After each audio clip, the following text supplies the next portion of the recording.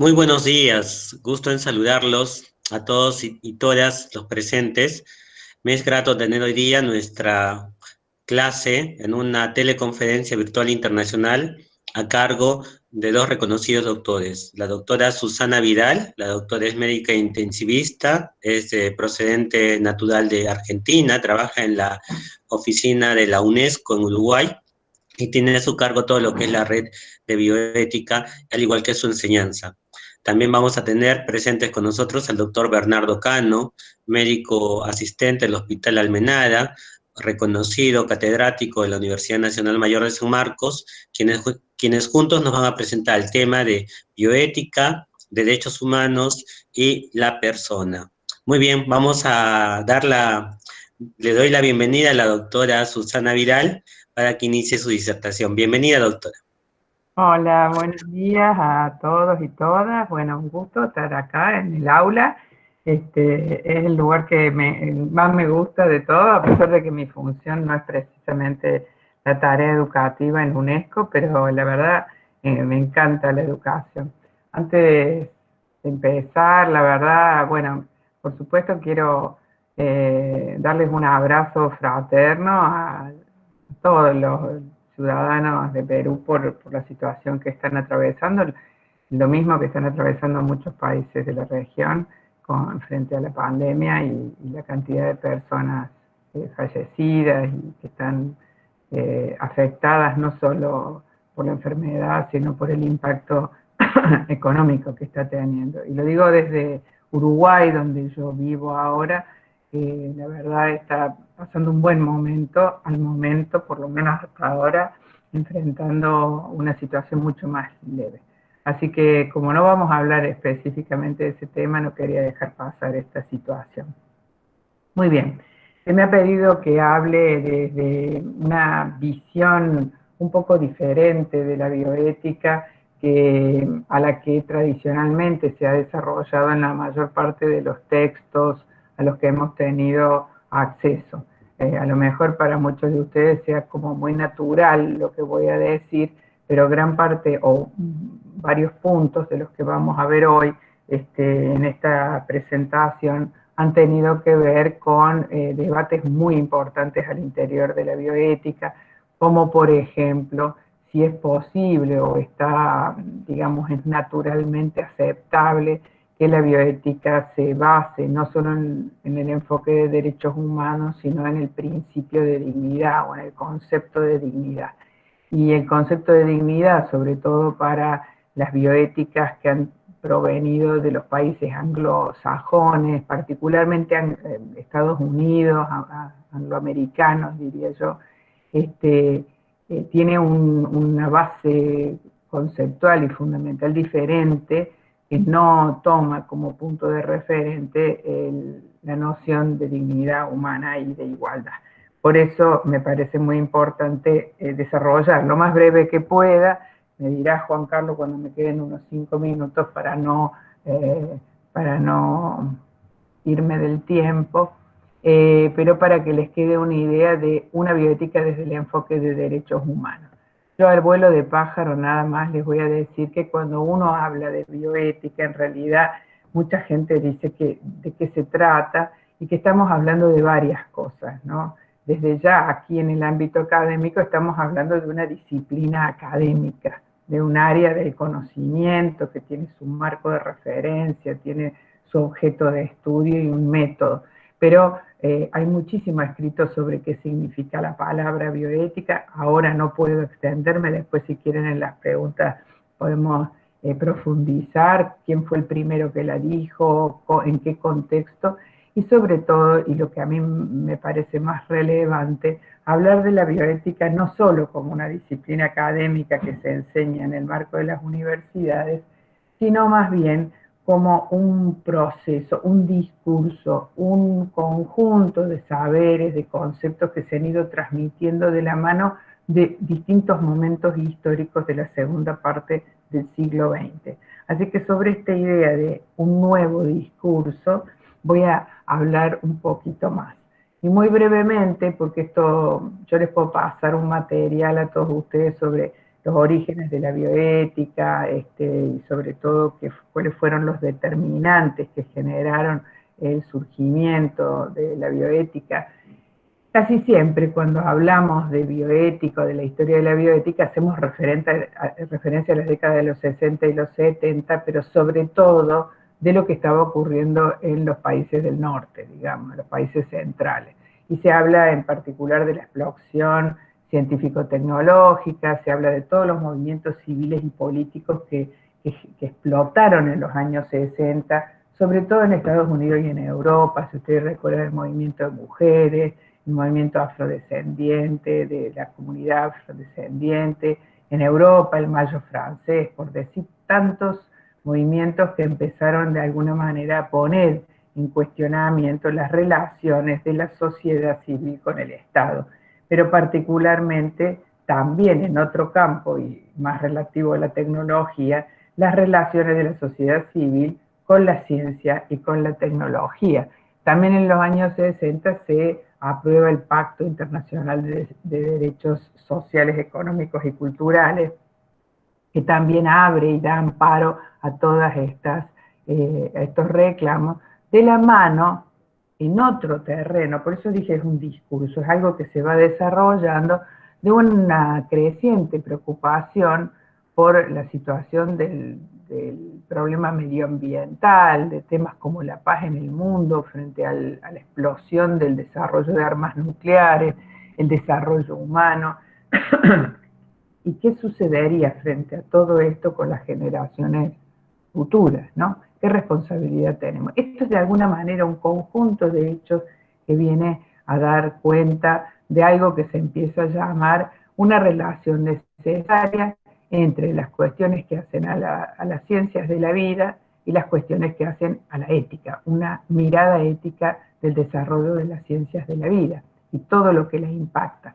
Pero si fuéramos a buscar un poquito antes en lo que Gilbert Autuat, que es un filósofo francés, llamó la prehistoria más cercana de la bioética, lo encontramos fundamentalmente en el Código de Nuremberg y en la aprobación muy poco tiempo después de la Declaración Universal de los Derechos Humanos. Y tendría que extenderme mucho en la historia de la bioética para que sepan cómo se llega a la aprobación del Código de Nuremberg. Eso se lo voy a dejar a Juan Carlos, qué pasó en ese momento con los médicos, y después pensar como una segunda raíz de la bioética más cercana, qué pasaba en los años 60 y 70, pero en América Latina. Y digo en América Latina porque esta historia de los movimientos civiles y sociales eran de Estados Unidos, pero no de nuestros países, ¿no?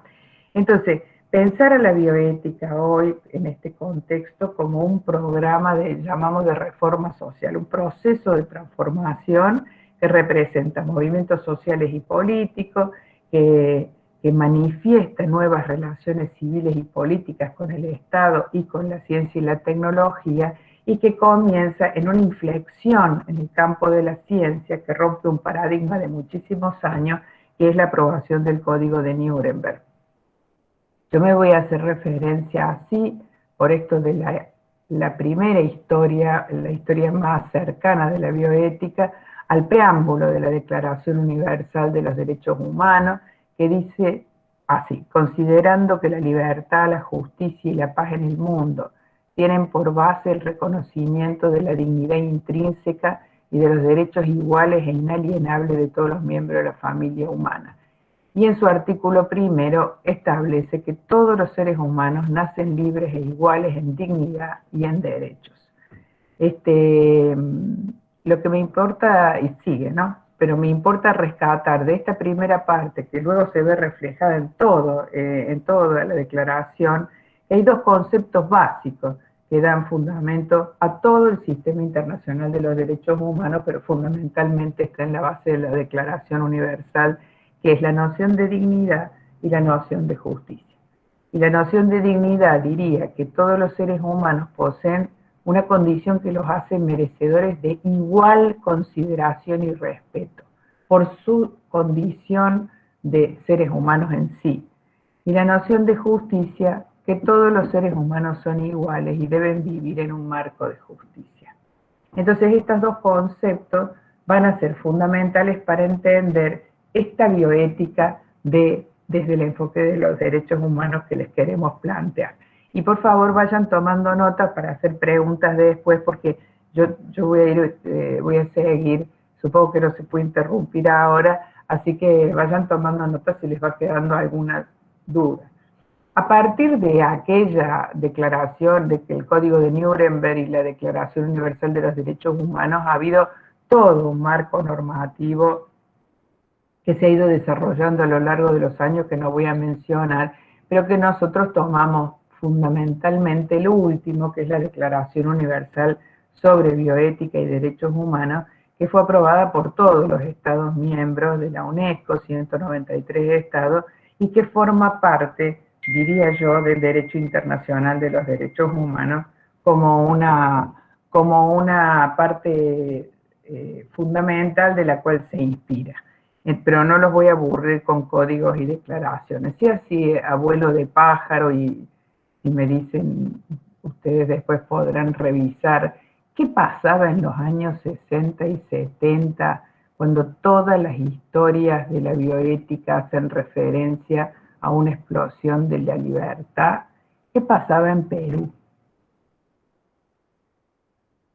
Les estoy dando unos segundos para que recuerden qué situación vivía su país en los años 60 y 70. Entonces esto me parece muy relevante hacer este impasse para pensar un poco la historia de la bioética desde nuestro propio contexto. Porque en la mayor parte de los países de América Latina en los años 60 y 70 lo que estaba sucediendo es que estábamos no peleando por los derechos económicos, sociales y culturales, sino por el derecho a la vida. Nuestros países en general estaban afectados o estaban atravesando dictaduras militares sangrientas y estaban todos los derechos humanos fuertemente vulnerados. Por lo cual es recién después de los años 80 en algunos lugares, pero en la mayoría después de los años 90 en América Latina, que junto con la democracia empiezan a surgir la lucha por los derechos individuales y de la mano de ello empieza a desarrollarse la bioética, ¿no? Entonces aparecen los derechos de los sujetos de investigación, los derechos de los pacientes, el tema medioambiental y sobre todo una fuerte batalla o reclamo por las situaciones de injusticia y de exclusión social, ¿no? Y en particular todos los derechos de los grupos particulares, como son los derechos de las mujeres, como son, por ejemplo, los derechos de la comunidad homosexual, como son los derechos de los indígenas o de los afrodescendientes, que hasta ese momento prácticamente no se habían visto. Entonces, un primer punto que vimos hasta ahora, dos puntos es, uno, la raíz de la bioética en los derechos humanos. Y para poderla comprender tenemos que ver nuestra propia historia como país o como grupo social, y entender cómo se enhebra en esta historia esos aspectos de dignidad y de justicia en frente a las ciencias de la vida. Este es como un collage, si ustedes pueden ver,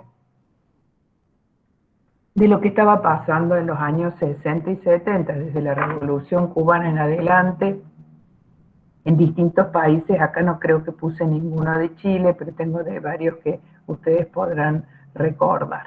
Entonces, este discurso de la bioética, decíamos, viene de alguna manera a plantear una preocupación global por la vida y el bienestar humano, que se ocupa de las personas individuales en términos de sus derechos particulares, en el contexto social en el que ellas viven, teniendo en cuenta, es decir, lo político, lo jurídico, lo económico, y en el contexto más amplio de lo ambiental y de las cuestiones relativas a la naturaleza.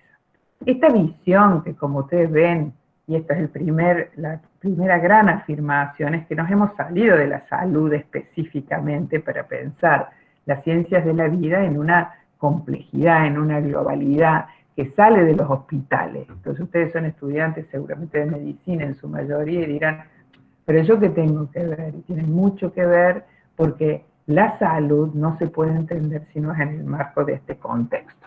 Entonces, sigo un poquito. pensando, voy a pasar esto, que una bioética entonces desde el enfoque de los derechos humanos apoya la idea de que hay un marco ético universal que considera a todos los seres humanos con igual dignidad, lo que deriva en una obligación de igual consideración y respeto por sus necesidades e intereses, pero que al mismo tiempo tiene un reconocimiento de que existen particularidades culturales que deben ser respetadas. Entonces, en cada situación contextual establecemos como un umbral mínimo más allá del cual consideramos que no se puede atravesar. Esta bioética, entendida la bioética desde el enfoque de derechos humanos, tiene como fundamentales tareas identificar, reflexionar y asesorar sobre problemas éticos de la vida y de la salud. Cuando digo la vida, me refiero a todas las formas de la vida humana y la vida no humana. Es decir, el concepto de vida integral no alude solo a la salud humana, pero también no solo reflexiona, promueve modelos de toma de decisión que sean con una metodología, es decir, plurales y democráticos, y también intenta dar un paso más en el sentido de incidir en las condiciones que determinan la forma en la que las personas pueden hacer efectivo el ejercicio de los derechos humanos. Entonces, la bioética es activa, es una ética aplicada, se debe involucrar en la praxis de los procesos y de los problemas. Y esto es lo que se ha llamado entonces una bioética para la transformación social. Entonces, ¿cómo podría la bioética lograr este objetivo transformador? Les proponemos una primera, no es una definición, es como un marco conceptual. ¿Qué es la bioética entonces? Podríamos entenderla como una reflexión crítica sobre los conflictos éticos que emergen de la vida en general y de la salud humana.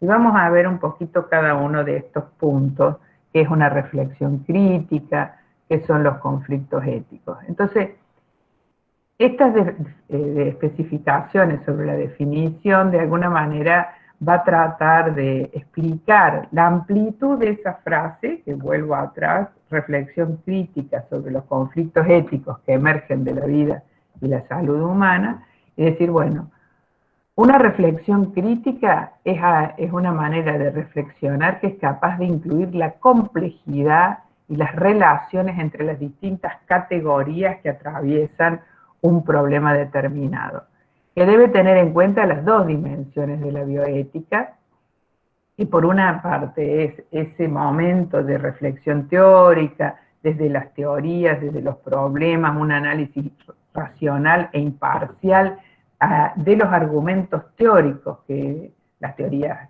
consecuencialistas, deontológicas, que van a tratar de interpretar o identificar o analizar un problema, pero también debe ser capaz de llegar a la praxis concreta y ponerse en diálogo con otros saberes que no tienen que ver con los saberes teóricos de la ética, por ejemplo, con la manera y las visiones en las que tienen determinadas tradiciones, como pueden ser las tradiciones indígenas, como pueden ser otras miradas desde lo que es el sentido común de la sociedad civil. Tiene que poderse poner en diálogo, porque si no, no es una ética aplicada.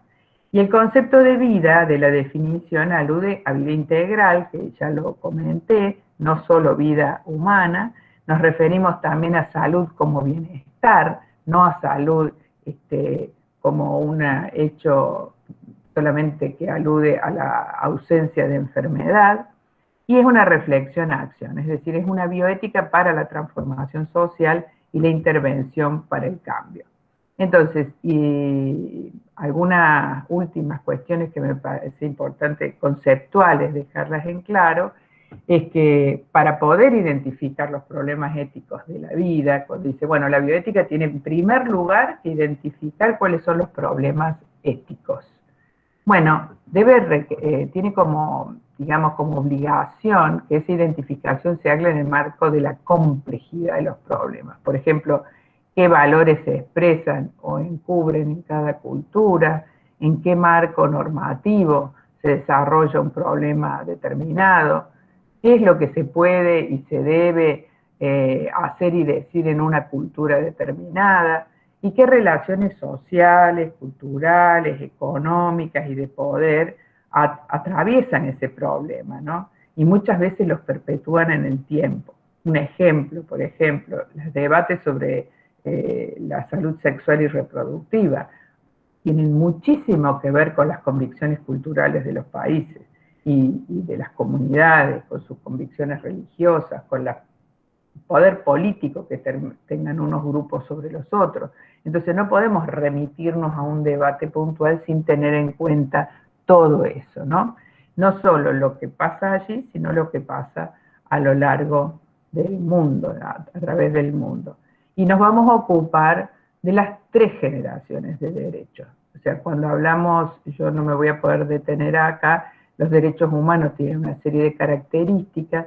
Si vamos a hablar de derecho a la salud, por ejemplo, no podemos dejar de concebir las características, por ejemplo, de integralidad, de interdependencia con otros derechos, como el derecho al empleo, el derecho a la alimentación, el derecho a la vida, y las 3 generaciones de derechos.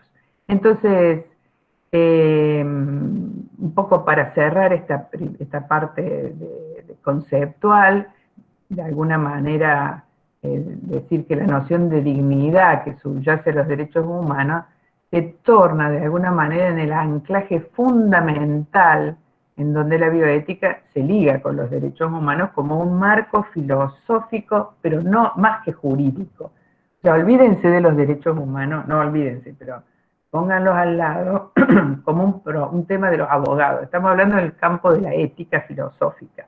Entonces, me parece muy importante tenerlos en cuenta desde ahí. Y esto no lo voy a decir, es solamente que hay otras visiones muy enriquecedoras del enfoque de derechos, como las que ha dicho Boaventura de Sousa Santos, y que no me voy a detener acá. Yo esto lo voy a pasar a vuelo de pájaro.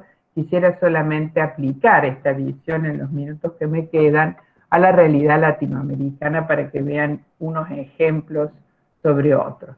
En esto yo traté de poner una síntesis que dije dimensión macropolítica del mundo en el que vivimos para ver el primer gran problema que determina un impacto enorme sobre lo que podríamos definir como el problema más grave que vive hoy la humanidad, que es la desigualdad. Esto no lo digo yo, lo dicen todos los documentos de Naciones Unidas, y la desigualdad no es lo mismo que la pobreza. La desigualdad tiene que ver con que el 1% más rico en el planeta tiene más dinero que el resto del planeta. Y solo 8 personas tienen más dinero que 3.500 millones en el mundo. Fíjense ustedes, el Producto Bruto, como lo vamos a ver actualmente, porque eso se está incrementando, de 8 personas es mayor al del resto de la población del mundo. Eso es la desigualdad. Y bueno, ya esto se ha quedado antiguo, porque era sobre un reporte de Oxfam de qué había hecho Estados Unidos para recortar su contribución sobre todo a las agencias de ayuda internacional. Eso lo tienen presente, ahora se ha retirado de la OMS, pero sí me parece importante que 50 empresas, las más poderosas de Estados Unidos, que es quien ha retirado, tuvieron una ganancia en 5 años de 4.2 billones de dólares y utilizaron paraísos fiscales para evadir su contribución fiscal. Si ustedes ven que la contribución fiscal de las empresas va a ir a contribuir a lo que la ayuda de los estados pueden hacer por ejemplo, la salud pública, ¿no? Y esas mismas empresas han gastado 2.500 millones de dólares en lobby político. Y esta también es la manera en la que esas empresas perpetúan su forma de mantenerse en ese lugar.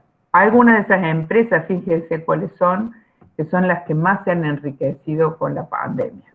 El Google, Apple, Facebook, las telefónicas, las biotecnológicas y las empresas farmacéuticas, que casualmente, si ustedes ven, son las únicas empresas que no han perdido con la pandemia, al contrario. Entonces esto, bueno, era para mostrar, si me ven el marcador, la manera en la que el 1% más rico ha incrementado su riqueza a lo largo de los años, en detrimento de participación en la riqueza mundial del 1% más rico sobre el 99% restante. Y esto es algo que va incrementándose hasta el 2020, si ustedes ven este gráfico con la perspectiva. ¿Dónde se aloja la desigualdad del 99% en el sur global? Acá ya vemos la pobreza, ¿no? La pobreza, que es algo diferente, sobre todo en África, en Asia, Pacífico y en América Latina y algunos lugares del Caribe. Bueno, estos son más datos que yo no los quiero agobiar, solo saber que las Naciones Unidas propusieron hicieron una propuesta de lo que se llamó Objetivo de Desarrollo del Milenio, que era 15 años de trabajo para disminuir la pobreza y la desigualdad, y el reporte final estableció que a pesar de los grandes éxitos, las personas más pobres siguen sufriendo desamparo, y por eso se planteó lo que hoy conocemos como la Agenda 2030 para el desarrollo sustentable y los objetivos de desarrollo sustentable, que es sobre lo que estamos trabajando todos los países de la mano del sistema de las Naciones Unidas. Esto también para mostrar el acumulado del 10% más rico en relación al 71% de la riqueza.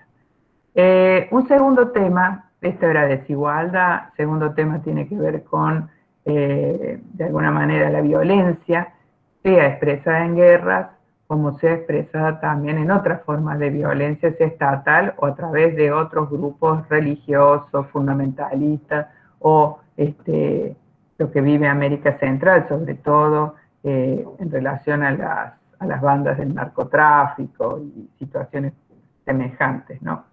El tercer problema que quería dejar planteado, que nos impacta la vida a nivel global, tiene que ver con los migrantes y los desplazados, y decir que casi todos los migrantes se relacionan con crisis política, inestabilidad creada por las guerras, pobreza extrema, fundamentalismo y persecución, y mueren millones de personas, o por lo menos enferman millones de personas, miren, 40 millones de desplazados internos, y 68 millones de desplazados a la fuerza en el mundo. Bueno, este es el mapa un poco el último del 2020, del reporte sobre las migraciones en el mundo y la situación actual, y cómo la gente se va moviendo de unos lugares a otros por buscando ese bienestar del que hablábamos. Dijimos, la salud entendida como bienestar. Entonces, es muy importante que no podamos remitirnos solo a lo que trae un paciente cuando llega a un servicio de salud, sino por qué lo trae. Si tiene tuberculosis, ¿por qué se infectó de tuberculosis? ¿Dónde vivía? ¿De qué es un trabajador? ¿De dónde? ¿Es un trabajador migrante? ¿Es un trabajador que se desplaza? Todas estas cuestiones hacen a la comprensión de la enfermedad. Bueno, esto era para mostrarle las familias desplazándose y los intentos de, por ejemplo, los muros que se van construyendo del norte hacia el sur, esto es México, para evitar que los más pobres vayan a los países más ricos. Bueno, no me voy a extender, este es el último policy brief del Sistema de las Naciones Unidas, del Secretario General, en relación a cómo, no sé si alcanzan a ver, se ha incrementado la pobreza y la extrema pobreza en relación al COVID. Esto era como estábamos en 2019, vamos a buscar acá Perú. ¿Me ven la flecha? Bueno, así estábamos en 2019, hoy estamos acá en porcentaje, y esta es extrema pobreza, así estaba el Perú en 19, hoy está aquí.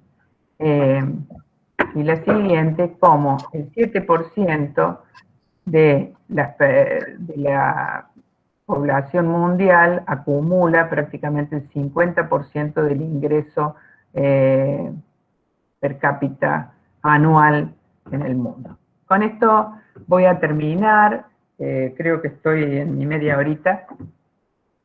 Era media hora, ¿no, Juan Carlos? Después me aclarás. Sí, sí, adelante. Tengo mis 2 minutitos más. Sí, doctora, con calma, sí tiene minutos. ¿Cuáles serían los ejemplos más relevantes de ver? Esto no quiere decir que nos vamos a olvidar de la bioética clínica y de la ética médica. Quiere decir que muchos temas de la bioética clínica como de la ética médica los vamos a poder comprender muchísimo mejor si los vemos en estos contextos. y que la bioética tiene una obligación de no hacer un análisis reduccionista de los problemas. Entonces yo lo que puse fueron 3 ejemplos que son naciendo en América Latina, viviendo en América Latina y muriendo en América Latina, de la mano de todo esto que hemos visto antes. Porque si ustedes estarán diciendo, pero si yo soy estudiante de medicina, ¿qué tengo que ver yo con lo que hacen las empresas norteamericanas? Y van a tener mucho que ver. Cuando algunos de ustedes vean que una persona mayor tiene una fractura de cadera y el servicio de salud público no puede acceder a la prótesis que tiene que importar, porque las empresas productoras de prótesis ponen precios inaccesibles para nuestros países. Y nuestros países no tienen la capacidad para producirlas por nosotros mismos.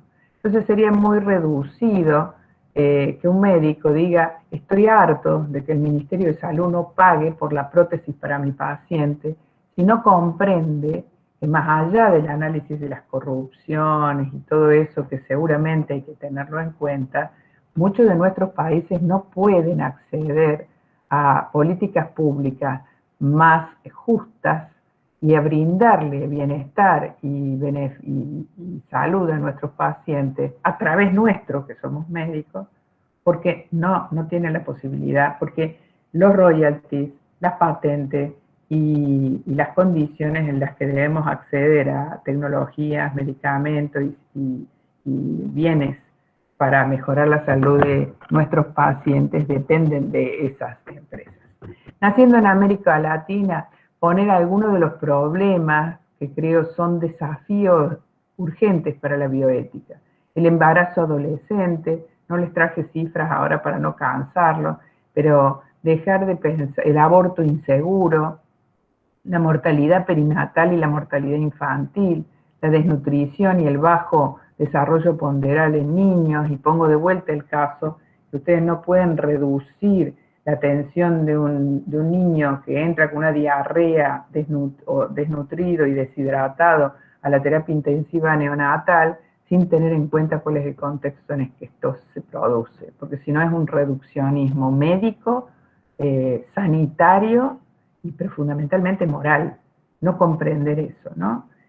La violencia y el maltrato infantil, el tráfico y comercialización de la vida en términos de personas, tanto mujeres y niños, como el trabajo esclavo de niños y niñas y mujeres, la manera en la que las mujeres trabajan, por ejemplo, el nuevo caso de la maternidad, el tráfico de la maternidad por subrogación inaceptable, que vienen, digamos, parejas ricas de países con más dinero a países pobres a hacer esta especie de trata de personas a través de la maternidad por subrogación y la comercialización de órganos, que es otro tema. Entonces, cuando discutan, por ejemplo, sobre el tema del aborto, no se pueden reducir más al problema del estatuto del embrión solamente. Hay que discutir el tema del aborto en toda su complejidad, porque si no, lo que hacemos es otra vez un problema de reducción. Y no es que no tenga importancia el estatuto del embrión, que es muy importante, es que el estatuto del embrión se da en un contexto socio-político, cultural particular. Segundo tema, muriendo en América Latina, también la noción de morir con dignidad, de la que tanto hablamos, no la podemos reducir a que se aprueben en nuestros países los testamentos vitales o las órdenes de no reanimación o cualquiera de estos puntos que hacen solamente al acto de morir como si fuera un acto desprendido de toda ligazón cultural, social, religiosa y mirada desde distintas visiones. Tenemos que preguntar de qué se muere la gente en nuestros países, si no muere por enfermedades evitables o si no mueren prematuramente, si han tenido acceso a medicación y a tratamientos adecuados, si tendrá asistencia, higiene, alimentación en un entorno de afecto, si tendrá quien la cuide y le dé protección. ¿Qué está pasando ahora con Colombia, con el tema del turismo de la muerte? Saben, turismo de la muerte es porque Colombia aprobó una ley de eutanasia. Entonces, que no vaya a ser que pidan eutanasia a las personas que no tienen acceso a la morfina, por ejemplo, que no pueden vivir más por el dolor que padecen, ¿no? Y viviendo en América Latina, solo para mencionar, el derecho a la salud y el acceso a servicios de salud de calidad, lo hemos visto desesperadamente, lo han visto ustedes ahora en algunas comunidades, cuando algunas personas no tenían ni siquiera acceso al oxígeno. Migraciones y desplazamientos, ya lo dijimos, violencia juvenil ligada al narcotráfico y también la explotación de recursos naturales como la única manera de desarrollo de nuestros países, pero al mismo tiempo que la distribución geopolítica del mundo nos ha asignado a todos los países de América Latina la producción de bienes primarios, eso lo hacen de la mano de la venta de una serie iba a decir de vacunas, de semillas que son genéticamente modificadas, que el Perú tiene, supongo, una gran batalla, después ustedes me lo aclararán a mí respecto al maíz, y de la mano de eso, de masivas fumigaciones con agrotóxicos que están afectando seriamente la salud. Las deforestaciones y ni hablar de todas las iniciativas que están teniendo para la explotación de recursos naturales, sobre todo en términos de minería y de formas de explotación de minería que no solamente son inadecuadas, sino que pueden ser dañinas para la salud. Por último, la investigación multinacional, ya lo sabemos, lo que se llama investigación safari, con dobles estándares, una cantidad de problemas que ha planteado la investigación multinacional. Perú tiene varios ejemplos de eso, de saber cómo se investiga en nuestros países cosas que no se han investigado en los países del primer mundo. Entonces, termino con esto. Creo que hay dos marcos normativos interesantes, pero necesitamos, en primer lugar, tener una mirada crítica, una mirada que no me quedo con esto que me presentan así, sino que voy a preguntarme, voy a indagar, voy a interrogar, voy a hacer compleja la realidad, como nos enseñó tanto el maestro Edgar Morin. La realidad es compleja. Si la queremos simplificar, nos perdemos de vista muchísimas cosas. La Declaración Universal sobre Bioética y Derechos Humanos y la Agenda 2030 de Objetivos de Desarrollo Sustentable pueden ser guías prácticas muy buenas para desarrollar esto. Y yo creo que de alguna manera esta visión ilumina, para no ser sobre todo instrumentalizados por el discurso de una bioética que viene simplificada, hegemónica y que en general es funcional a los poderes de este tiempo, pero no es crítica, ¿no? Y que tiene poco que ver con la libertad y la justicia, que precisamente son la base de esta bioética de los derechos humanos. Esta es la realidad del mundo en el que estamos viviendo y que afecta la vida en general y la salud humana en particular. Me gusta más mostrárselas así, con estas imágenes de un pintor argentino, Antonio Berni, que pone como protagonista a Juanito Laguna, que es un niño argentino, pero creo que en este caso es un niño latinoamericano. No es para el futuro, jóvenes y chicos y chicas, es ahora porque ahora estamos construyendo un futuro y es ahora cuando tenemos que actuar. Así que muchas gracias, espero haber sido clara y lo que no, disponible para dar respuestas. Muchas gracias, doctora Susana. Por favor.